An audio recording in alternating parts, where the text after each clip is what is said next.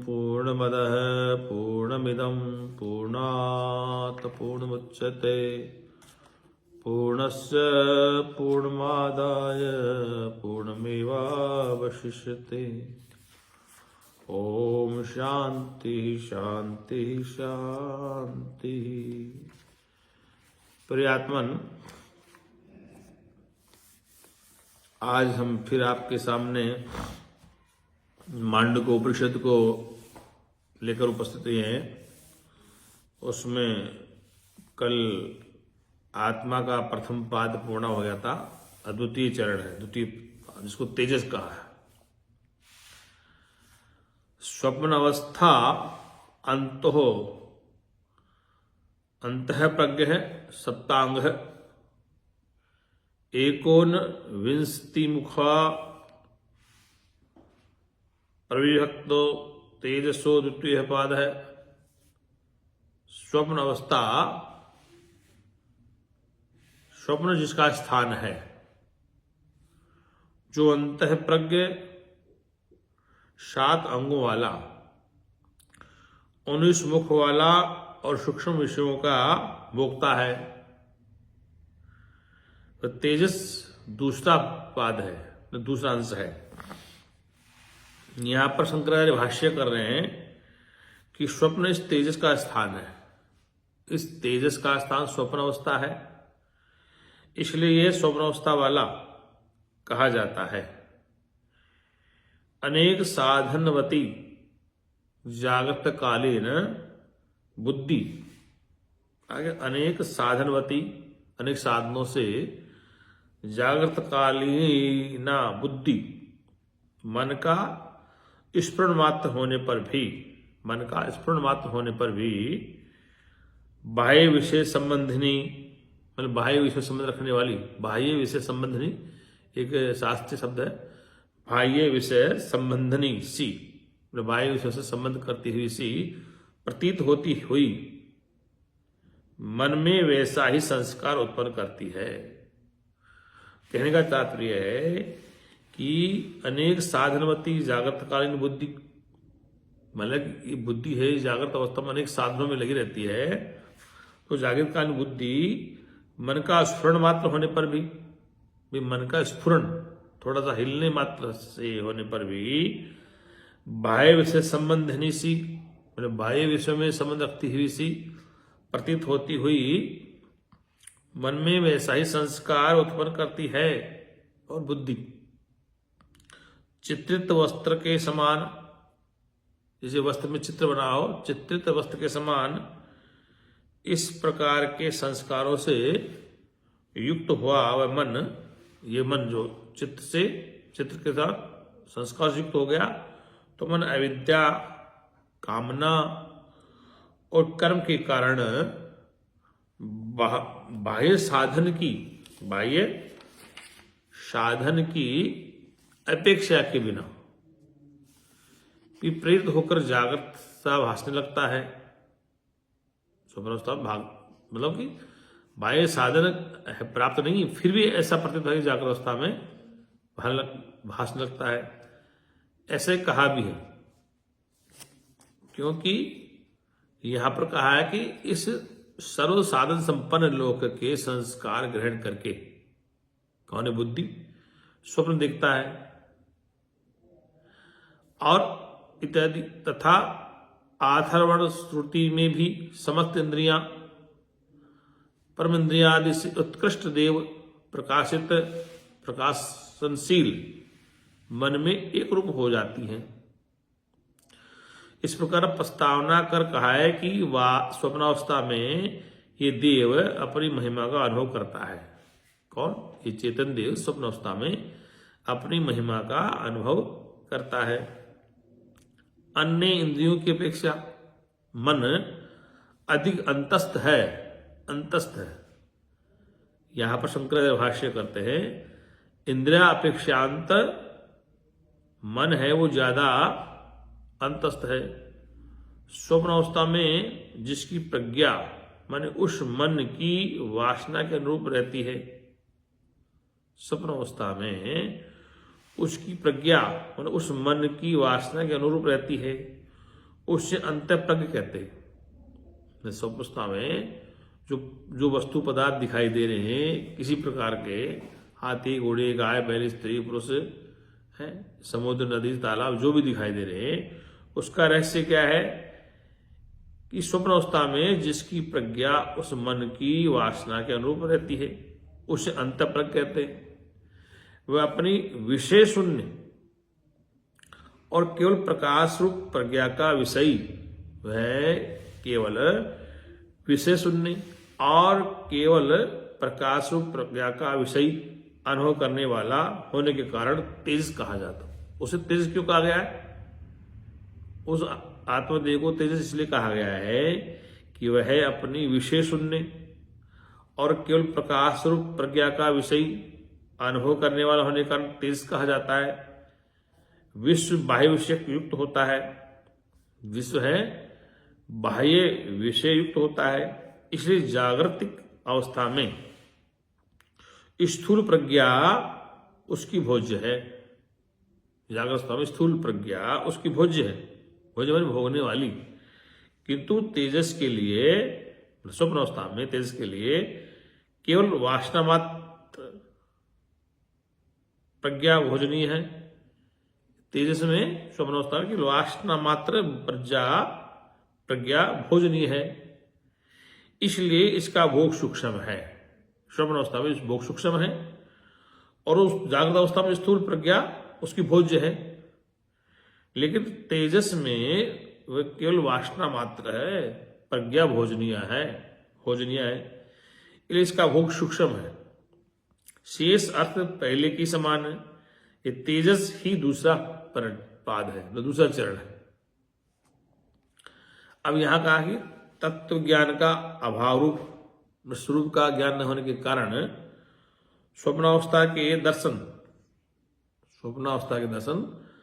जागृत स्थान और अदर्शन स्वप्नावस्था स्थान, इन दोनों ही वर्तियों में देखिए क्या कहा भाष्यकार ने कि तत्व ज्ञान का अभाव रूप, तत्व का उसमें अभाव होता है, उसका बोध नहीं होता है।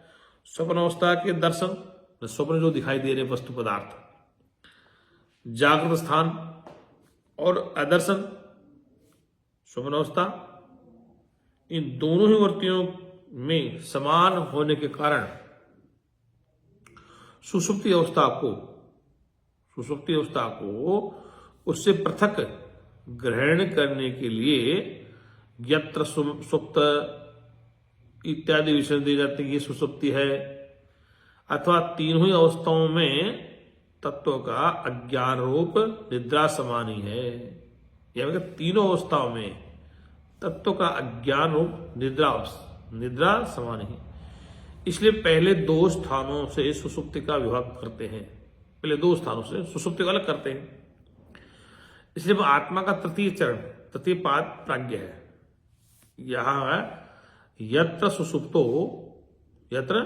सुषुप्तो न कंचन कामम कामयते न कंचन स्वप्नम पश्यति तत् सुषुप्तम। सुषुप्ता स्थान एक ही होता है, प्रज्ञान घन एवानंदमयो। इसलिए ये जो बताया गया है कि जिस अवस्था में सोया हुआ पुरुष किसी भोग की इच्छा नहीं करता, अर्थात कोई भोग उसे नहीं चाहिए निद्रावस्था में, और न कोई स्वप्न ही देखता है, उसे सुषुप्ति कहते हैं। क्या कहते हैं उसे? हाँ, वह सुषुप्ति जिसका स्थान है, वह सुषुप्त जिसका स्थान है, तथा जो एकीभूत प्रकृष्ट ज्ञान स्वरूप होता हुआ ही, तथा जो एकीभूत प्रकृष्ट ज्ञान स्वरूप होता हुआ ही आनंदमय, आनंद का भोक्ता और चेतनारूप मुख वाला है, तो प्राज्ञ ही तीसरा पाद है, तीसरा चरण है, तीसरा प्राज्ञ है। यहां यानी कि जिस स्थान अथवा समय में सोया हुआ पुरुष, जिस समय स्थान में सोया पुरुष न कोई स्वप्न देखता है, यत्र यस्मिन् स्थाने काले वा सुसुप्तो न कंचन स्वप्नम पश्यति न कंचन कामम कामयते। सोया पुरुष न किसी भोग की इच्छा करता है, क्योंकि सुसुप्त अवस्था में पहली दोनों अवस्थाओं के समान अन्यथा ग्रहण रूप स्वप्न दर्शन अथवा किसी प्रकार की कामना नहीं होती। वह ये सुसुप्त अवस्था ही जिसका स्थान है उसे सुसुप्त स्थान कहते हैं। जिसका स्थान, जिस प्रकार रात्रि के अंधकार से दिन आच्छादित हो जाता है, रात्रि के अंधकार से दिन लुप्त हो जाता है, उसी प्रकार पूर्वोक्त दोनों स्थानों में विभिन्न रूप से प्रतीत होने वाला मन का स्फुरण रूप द्वैतत्व इस अवस्था में प्रपंच के सहित अपने उस विशिष्ट स्वरूप का त्याग न कर अज्ञान से आश्रित हो जाता है। मैंने सुसुप्त अवस्था में जो दोनों अवस्था थी, जागृत और स्वप्न अवस्था, उन दोनों प्रपंच के सहित उस विशिष्ट स्वरूप का त्याग न कर अज्ञान से आश्रित हो जाता है मन का स्फुरण। इसलिए इसे एकीभूत ऐसा कहा जाता है। ये मतलब अज्ञान से आच्छादित हो जाता है, अविद्या से। अगर जिस अवस्था में स्वप्न और जागृत ये मन के स्फुरण रूप प्रज्ञान घनीभूत, शास्त्रीय शब्द है, वर्ण है, क्योंकि बिना श्रुति को स्वाध्याय के ये शास्त्रीय शब्दों का अर्थ करना बड़ा मुश्किल है।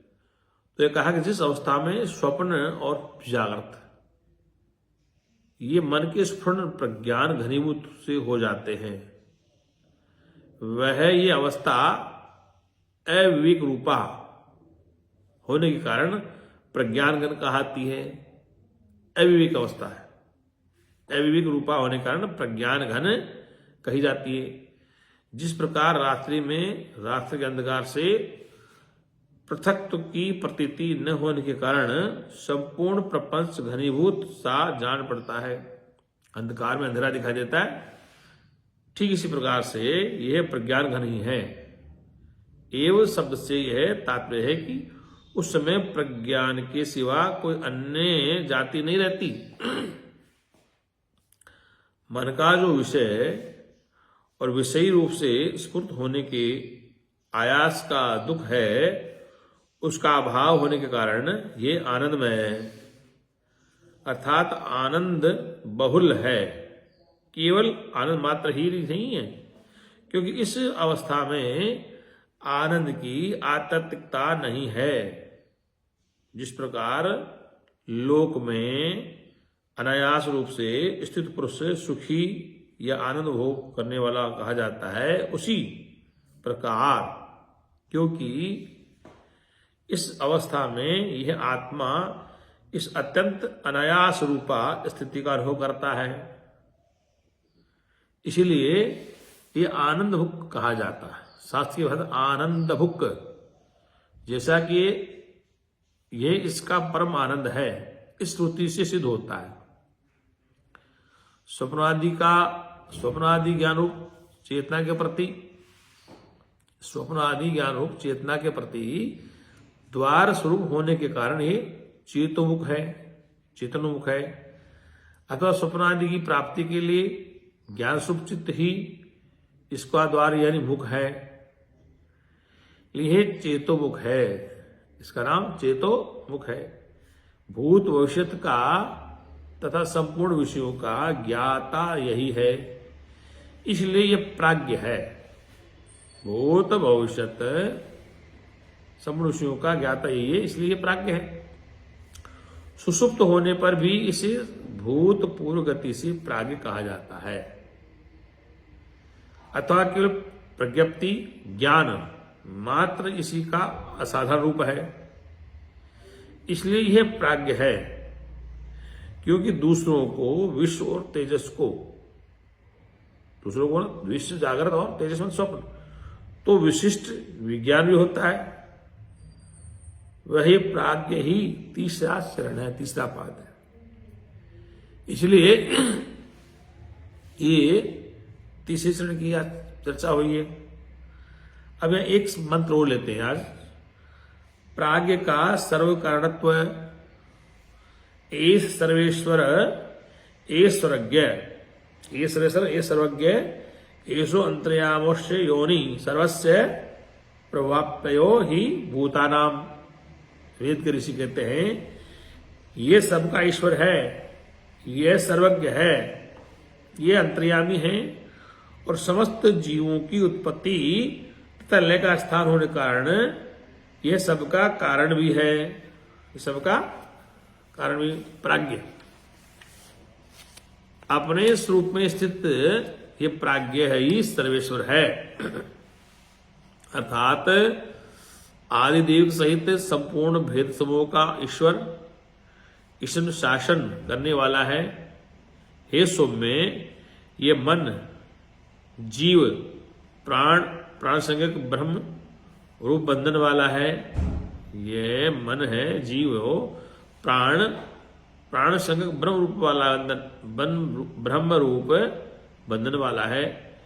इस श्रुति से अन्य मतावलंबियों के सिद्धांतानुसार सर्वज्ञ परमेश्वर, इस प्राज्ञ से कोई विजातीय पदार्थ नहीं है, मतलब इससे कोई दूसरी वस्तु नहीं, संपूर्ण भेद में स्थित हुआ ही सबका ज्ञाता है, इसलिए यह सर्वज्ञ है। अतएव यह अंतर्यामी है, अर्थात समस्त प्राणियों के भीतर अनुपृष्ठ होकर उनका नियमन करने वाला भी यही है। इससे पूर्वोक्त भेद के सहित सारा जगत उत्पन्न होता है, इसलिए यही सबका कारण है। क्योंकि ऐसा है, इसलिए यही समस्त प्राणियों का उत्पत्ति और लय स्थान भी है, प्राज्ञ। और कल हम चर्चा करेंगे एक ही आत्मा के तीन भेद। आत्मा एक है, उसके तीन भेद किस प्रकार से वेद के द्वारा उसको समझाया गया, श्लोक के द्वारा। अत्रित श्लोका भवन्ति। ओम शांति शांति शांति।